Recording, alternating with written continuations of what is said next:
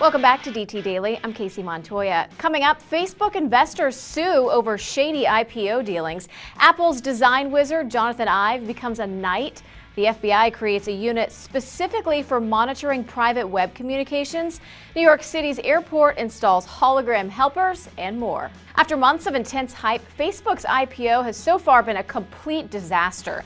Not only has its stock plummeted to well below the initial price of $38 a share, effectively erasing billions of dollars in the social network's value, but now Facebook shareholders are suing Facebook CEO Mark Zuckerberg and a number of banks involved in the stock offering for withholding crucial financial information. The lawsuit, filed in the U.S. District Court in Manhattan early this morning, is based on news that several underwriters, including a Morgan Stanley analyst, had lowered their business forecast for Facebook's prior to the IPO launch, but had only informed a few large investors of the negative change, leaving others in the dark. The lowered forecast was based on information from a Facebook executive that the company is predicting a severe and pronounced reduction in revenue growth. Apple's chief product designer Jonathan Ive will be knighted by Queen Elizabeth II today for his work at Apple since 1992. Speaking about the honor, Ive commented that the products he's secretly working on right now may be the most important and best work he's done and could be what he'll most be remembered for creating.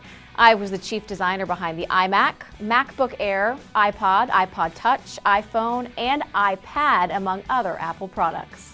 The web just got a whole lot less private. CNET reports the Federal Bureau of Investigations has quietly created a new unit tasked with monitoring private communications. Dubbed the Domestic Communications Assistance Center, or DCAC, the secretive unit is part of the FBI's efforts to update its wiretapping efforts to more effectively listen in on internet-based communication. In the past, the FBI has complained to Congress that it can no longer effectively monitor online communication due to rapid technological advancements. Those traveling to and from New York City will soon have a few new faces to greet them at the airport. WNYC Radio reports that the Port Authority of New York and New Jersey has decided to install hologram-like customer service agents. A projection on a flat screen that has been shaped like a woman, these customer service avatars will supplement LaGuardia Airport staff by dispensing flight information and tips about services like shuttle buses and taxis. As a customer approaches, the screen will turn on and a woman will talk to you. If you're hoping for a pleasant conversation with the electronic women, you might be disappointed. They can talk, but they're not interactive and they don't listen. In other news, Verizon has released a new app called Viewdini, which allows users to access video content from Netflix, Hulu, and other streaming services all in one place. Google has a nifty new doodle on its homepage today, honoring synthesizer creator Robert Moog's 78th birthday. The fully functional Moog doodle lets users create and record custom tunes and then share them with friends via Google+. Finally, our automotive guru, Amir Ilyafar, he goes hands-on with a new Ford Focus Electric. So be sure to check out his first-person impressions of the hot new electric car.